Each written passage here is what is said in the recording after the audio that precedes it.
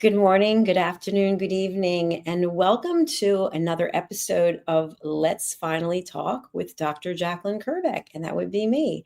I'm really excited to be here. If you are new to this space, this is a program that I am doing every day, trying to do every day at least, and bringing you the wisdom and the knowledge that I collect in all the interviews that I do, all the research that I do. It's actually a pleasure to be able to be here. And this show is part of a whole collection of shows that we have on Dr. Jacqueline Kerbeck, as well as USA Global TV and Radio. So please get to know us, subscribe to our channels, and we'd love to have you as part of our community. You'll be able to see there in the show notes what the links are if you're interested in joining our communities, and I'll put them up on the screen. For any of you who are listening on an audio-only platform, podcast platforms, our platform for YouTube is USA Global TV and also Dr. Jacqueline Kerbeck. So thank you. We have completely different audiences on both of those channels, which is really interesting. So I want to talk to you today about, in a fast-moving world, many people equate power with being the loudest voice. So you've been in meetings, you've seen this kind of thing happen where people are talking loudly, they're standing up, they're demanding to be heard and to be seen. And yet many times it's the person in the room who's not saying anything, who's actually there quiet in the background, has a lot to share, but yet they can't be heard because of the powerful voices who are sometimes typically stealing the stage. And so I know when I was in corporate, I had that happen quite a bit, where there were certain people who loved to have all the answers. And so if leadership would ask a question, typically a lot of the same people would want to give their answers. And I remember one day, one of my managers said, "Jacqueline, is there something that you'd like to say?" And when I actually opened my mouth and I had something to say, I think people were shocked, because I think that, people judge, right?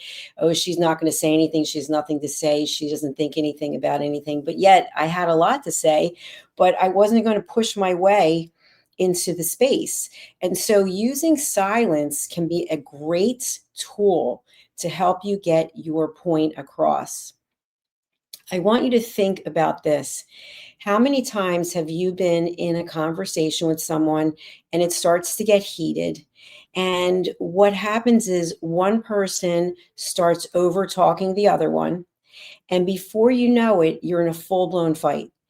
And if only one of the two people, it'd be great if both people practice this, but if only one of the two, and let's say it's you, if you decided you were not going to engage, no matter what they said to you, no matter how horrible, no matter how much it hurt, whether it was true or not, if you chose not to engage, how could that have changed the dynamics of that interaction?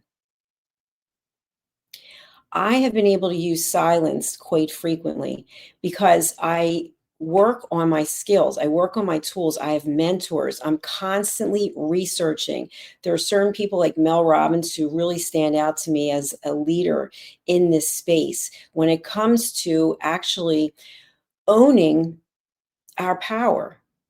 When we get involved in conversations that get out of control, where emotions start to rage, we lose our power. We are basically giving our power over to the other person. And I don't know if you've ever felt like this, because we've all had this kind of situation at some point in our life. But after you lose control, I know for me, I feel horrible. I feel absolutely horrible. In fact, I was just in a situation not that long ago where someone else was completely out of control. This person had lost control of their emotions, and I was the victim. And meaning that they were taking it all out on me. I didn't even have a word to say, because I don't even know where this was coming from. It was sort of a stranger. And so long story short, I chose not to engage because I follow three questions that I ask myself now. Is it kind? Is it necessary? And is it true? And when we look at whether or not something is true, we can have different perspectives, right? To you, it might be true, and to me, it's not true. But yet, a third party, if they were mediating, they would be able to look at the facts and do the research and come up with whether or not it was true. So sometimes we even use that, is it true, to our advantage or disadvantage, because it might not be factually true. So when you think about the engagements that you have with people, the interactions that you have with people, people who know you well, they may mean it, they may not mean it. They may trigger you, that word trigger, because they know how to push your buttons. They know how to play you. They know how to get you upset so that you give them your power. Well, I'm here to tell you that you can take your power back. You can take your power back every single time by getting a hold of your emotions. Think of yourself as wearing a suit of armor that no matter what someone says to you, it's going to bounce back and it's going to hit them. And I know some of you might be thinking, yeah, I don't know about this. It sounds like a lot of work. It sounds like mumbo jumbo, but it's actually not. You have to practice these things. These are tools. Just like money is a tool, some people, their entire life, their identity is based around money. But when you realize that money is a tool, you have other tools in your tool chest that you can use. So you get into a conversation with someone, and I'm going to pick a very understandable topic, especially with what's going on in the world. And someone starts talking to you about politics, and they know how you feel, they know who you voted for, and they're on the opposite side. You already know that if you stick your toe into this water, if you stick your foot, your leg, your body, you know where it's going to go. You are going to be drowning at some point because this person has been very vocal about how they feel. So do you choose to engage? Are you interested in stirring the pot and going there and giving your power over to someone else? And if you are, I want you to ask yourself, what is the reason that you want to engage? Do you like having arguments with people? Are you interested in drama? Do you find that part of your life is based on drama? I know many years ago, maybe 20, 25 years ago, someone, a family member, actually said to me, you love drama. And I actually didn't really know what this person was talking about and actually took it as an offensive comment. But yet this person was right. I didn't even realize it because I was so mired in the drama. So reflect on your life and what's going on with you. Do you find that you spend a lot of time arguing with people? Are you someone who loves a good debate? Now, I like to debate, but I don't want a life about debating. I don't want every interaction I have with someone to be about debating. So if you fall into those categories, I'm not here to judge you. I'm here to help you and give you tools, because everything that I stand for, everything USA Global TV and Radio stands for, is about helping people find peace. So I teach a series of courses. I actually train people in elevated listening. So part of what I'm sharing with you today is part of that elevated listening. Do you feel the need to be right? Is it more important for you to be right than to have peace? I don't know the answer to that, but I know for me, at 62 years of age, I'll take peace every single time. I don't want drama in my life. There's so much drama out in the world. There's so much drama on network television, on network news. I don't want it. I don't want it because time is short. All we have in life is time. So think about, how are you spending your time? Do you go to work and you're in confrontations with people? Or maybe in your mind, you're playing this recording over and over again about how much you hate someone, or how much you hate working there, or you hate the pay, or you hate driving to the office. Guess what? You have a choice. You don't have to do that anymore. Every day that we wake up, we have the opportunity to make decisions. Now, I know sometimes we feel like we're powerless. We feel like maybe we have health issues, or we have financial issues, or relationship issues. But I promise you, even within those issues, we have a choice. We have a choice of how we show up. We have a choice of the perspective that we decide to take. Are we going to take the perspective of why is this happening to me? Or why is this happening for me? Every time something happens to us that takes us out of our comfort zone, that's unplanned, that's unpleasant, I have found in my 62 years of life, there's a message there. There's something there for me to learn that's going to help me go to the next level. So when we think about ourselves as humans, whatever age you are, think about what it is that you want for yourself in life. Think about what your life has looked like up until this point, and then imagine what you'd like your life to look like. So many times when I'm coaching people, whether it's individually or in groups, I'll ask them how happy they are in their life. And people will pretty much say, I'm really happy. I'm probably a 10 out of 10. I'm an 8 out of 10, unless they have some major issue in their life. You may be going through divorce, or you're looking for work, or you have health issues. But otherwise, people will say generally they're either really happy or they're not as happy as they like to be. And we start to drill down on different aspects of their life, they start to realize that they're not as happy as they'd like to be in all aspects of their life. And one that comes up a lot is relationships. So if you're in a romantic relationship with someone, or maybe you have a long-standing friendship with someone, and all of a sudden it's coming to an end, one of the two of you already decided before the end that you were no longer interested, that you were out. And Mel Robbins talks about a seesaw. If you know what a seesaw is, it takes two people to be on the seesaw. And so sometimes it goes up and sometimes it goes down. But that ride that you're on, that's the relationship. And you can keep going until someone gets off the seesaw. And when they get off the seesaw, the other person's going to fly up, right? And the person getting off, they're going to go down. And so now the relationship is completely out of whack. And somebody said, you know what? I'm not in anymore. But they probably were thinking in their mind for a long period of time that they were already out. There's a movie that came out a long time ago, and I forget who was in it, but I think it was called He's Just Not That Into You. Meaning, you think this person is really interested in you, but they're actually not. They're just playing a role. And part of it is because you're not observing what actually has been going on. And that's what happens in our life. We get into these patterns of behavior that become second nature. We come into the house, we come into the door of our home, wherever it is, and an argument ensues. And it's the same argument that's been going on for years. Where were you? Why didn't you call? The dinner's, I'm just giving an example. The dinner's been waiting, the kids are crying, and it goes on night after night after night. And you get to the point where you don't even want to go home. But instead of sitting down and having a conversation about why it is you are late, or instead of you even thinking about why don't I call? If I did call from the very beginning, maybe I wouldn't be in this situation.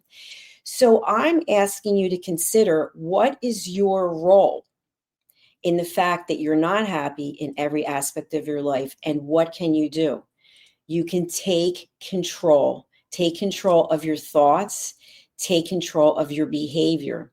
And instead of engaging, you can use the tool of silence. And I love the idea of silence, because when you're silent, there's nothing the other person can do. And I've actually done this with people. They're freaking out, they're losing their control, and I just sit there, hands folded neatly in my lap. And I just let them continue. And at some point, they're exhausted because there's nothing left. And there's no one countering what they're saying.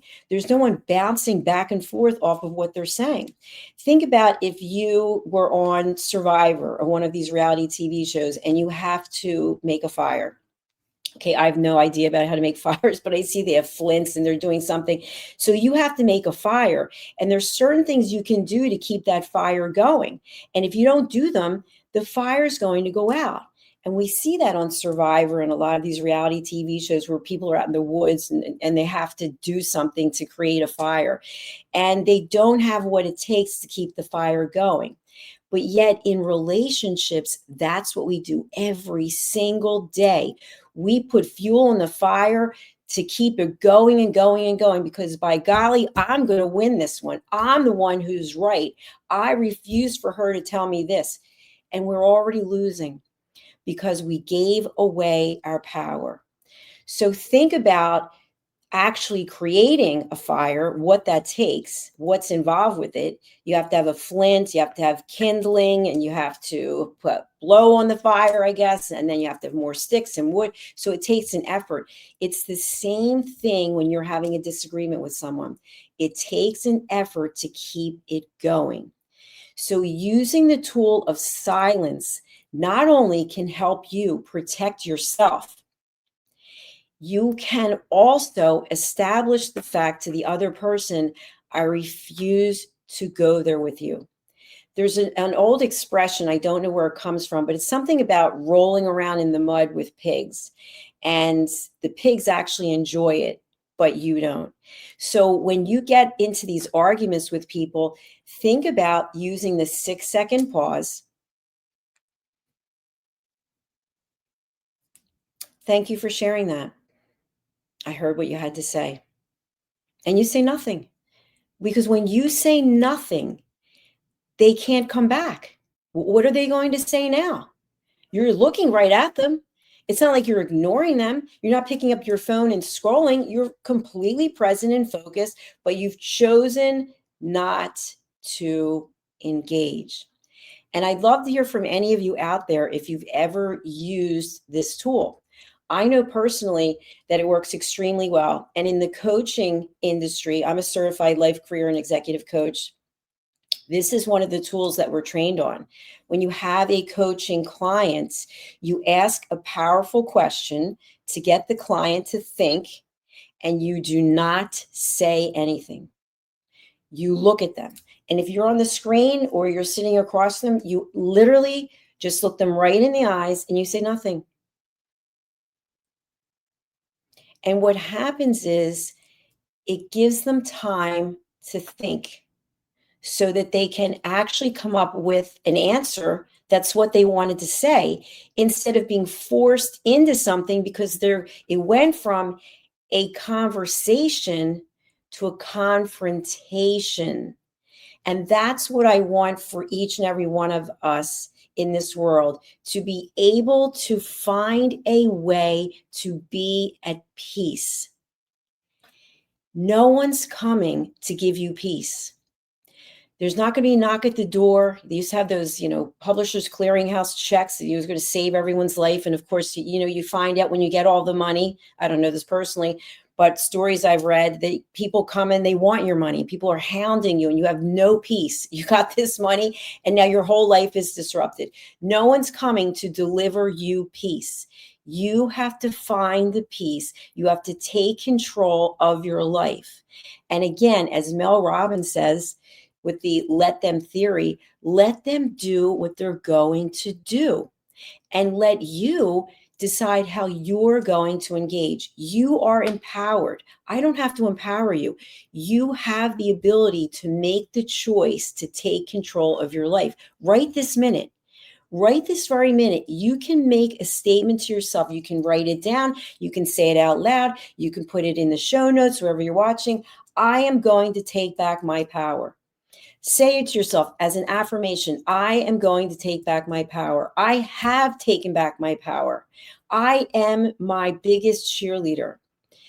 I'm here to tell you that for someone who has spent a lot of their adult life with their parents, with my parents, they both passed away. I've been single for a very long time. I thrive being alone. When I'm alone, which is, I run my own schedule by choice. I come up with so many ideas. That's how I came up with this USA Global TV and radio network. That's how I started writing books. I've published 26 books in the last 3.5 years. And it's not being braggadocious. It's just by having the control.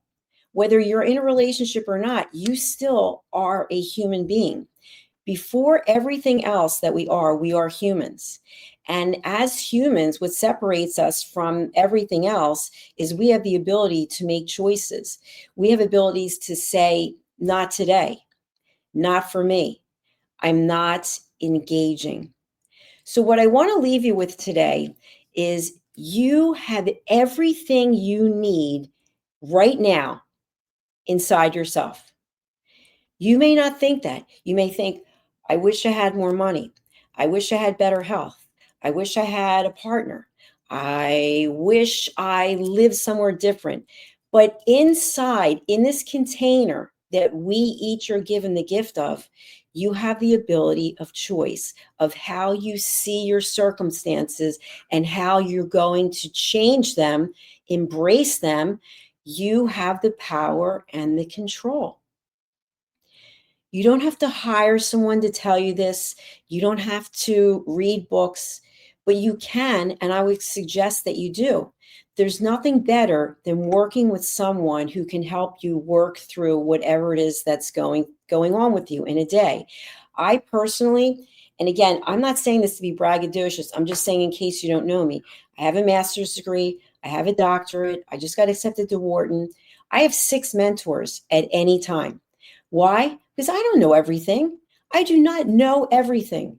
Sometimes I feel like I don't know anything. But what I do know is that I'm not going to spend the rest of my life, which could be 20 years, 30 years, if some miracle occurs. I'm not going to spend it giving my power to anyone else. And that's what I want for you so that you can find your peace, that you can make the choice to say, you know what, I choose not to engage. I care about you. I appreciate you. I've heard what you said, but I choose not to engage. You don't have to say our politics are different, or I see this law as different, or I think everyone should leave this country and go. You don't have to give opinions about anything. You're entitled to your opinions, but once you give them, once you put them out there, you're basically inviting someone to challenge them. So for me, I don't give my opinions. People don't know what my politics are. People don't know where I stand on this issue or that issue. Why? Because it's not important. You don't have to be 62 like I am to say, I don't care what other people's opinions are of me. That's their business. But you do have the ability to say, I am responsible for what I put out there. And if you're putting statements out there, the holidays are coming up, right? If you are going to your family's home or you're hosting people, you're going to a dinner party, you got a company get together, and you're putting out your politics, expect someone to come back at you. If you decide you want to talk about gun control or abortion or any of these other highly charged issues, expect that someone's going to do the dance with you because you put it out there.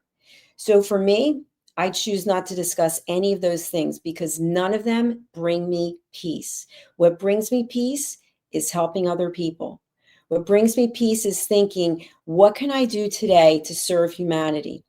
What can I learn to better enrich my life so that I can help others? So I want to thank you for listening. I want to wish you a very peaceful existence.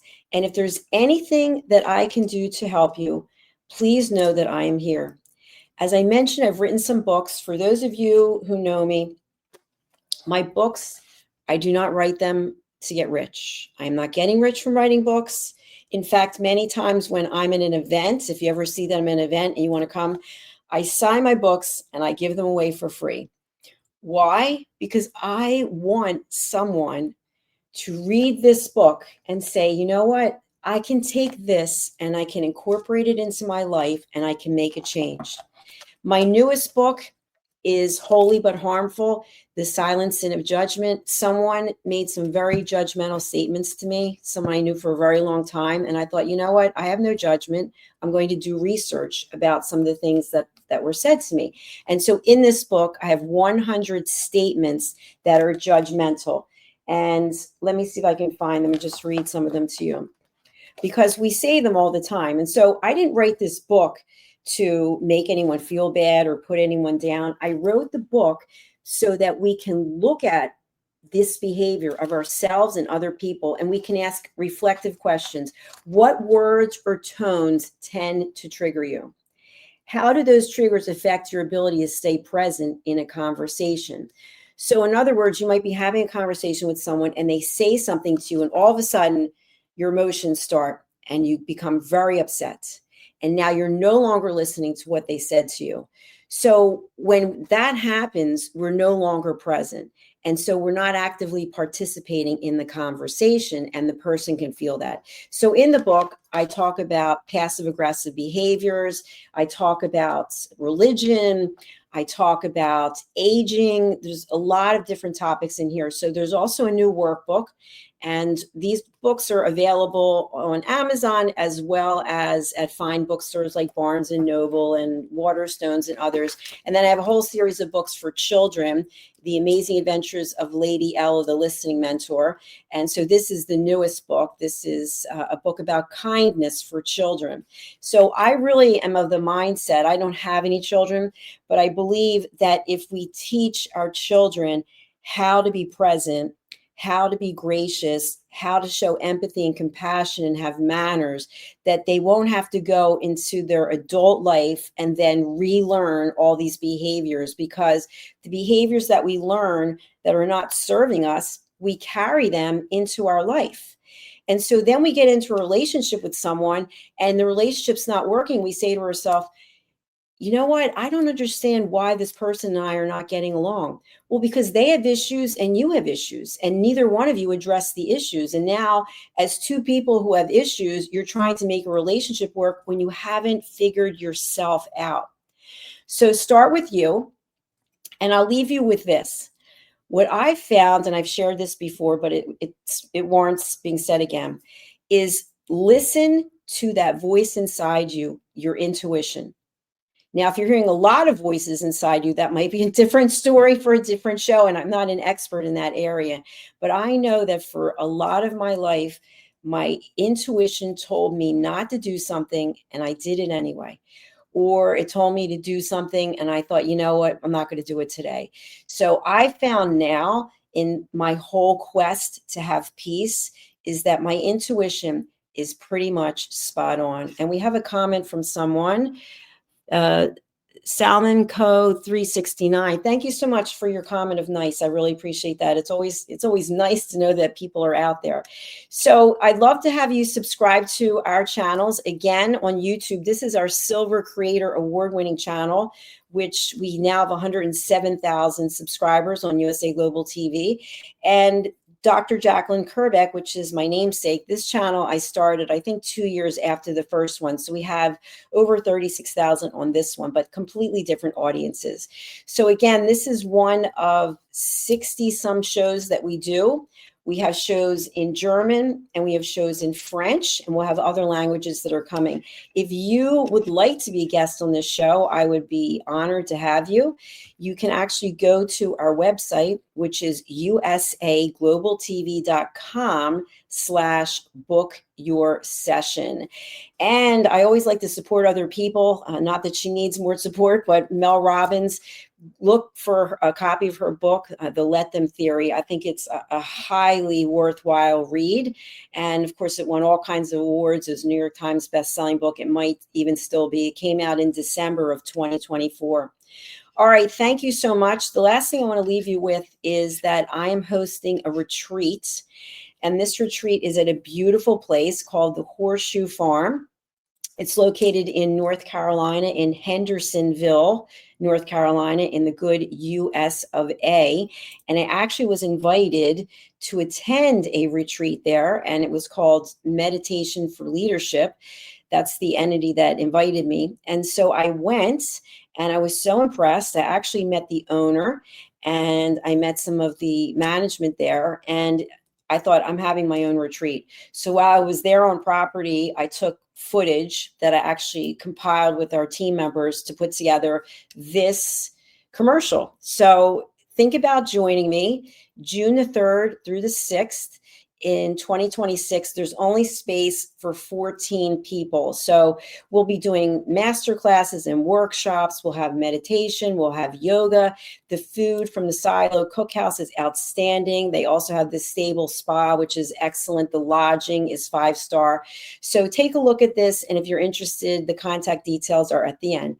Thanks so much. I'll be back tomorrow. And of course, we have a full day of broadcasting with our other programming, and we hope that you'll join our community. Bye for now. Nestled in the heart of the Blue Ridge Mountains, the Horseshoe Farm has always been more than a destination. It's a living, breathing reflection of community, connection, and transformation. Once a humble family farmstead, it has evolved over the years to become a sanctuary for travelers, seekers, families, and friends alike. Originally reimagined by the Turchin family as an Airbnb property, the farm began its journey into hospitality with simple roots, welcoming guests to experience the beauty and peace of the sacred land. As word spread and the vision deepened, the property organically blossomed into a boutique resort, rooted in the values of slow living, intentional experiences, and the magic of gathering. Today, the Horseshoe Farm is a 90-acre experiential retreat that merges hospitality, wellness, and culinary excellence. It is home to the Stable Spa, the Silo Cookhouse, distinctive lodging options, and a curated calendar of events that nourish mind, body, and spirit. Our guest experience is designed to be both grounding and expansive, where the comforts of luxury meet with the simplicity of nature. At its core, the Horseshoe Farm is about transformation of land, of self, and of community. We are proud of where we've come from. We are confident in who we are today and excited for the road ahead. Hello, I'm Dr. Jacqueline Kerbeck, also known as the Listening Mentor and president and founder of USA Global TV and Radio. I had the opportunity, the pleasure of attending a retreat at the Horseshoe Farm just recently. I was so impressed with all of the opportunities that were presented to me in this glorious setting, as well as the highest level of customer service, that I've decided to put together a retreat at the Horseshoe Farm in Hendersonville, North Carolina, United States of America, June 3rd through the 6th, 2026. You can expect to have a beautiful time of relaxation combined with learning, community, collaboration. Do consider joining me in this wonderful opportunity to reconnect with yourself, with others, and with nature. For more information, email me at drjacqueline@usaglobaltv.com.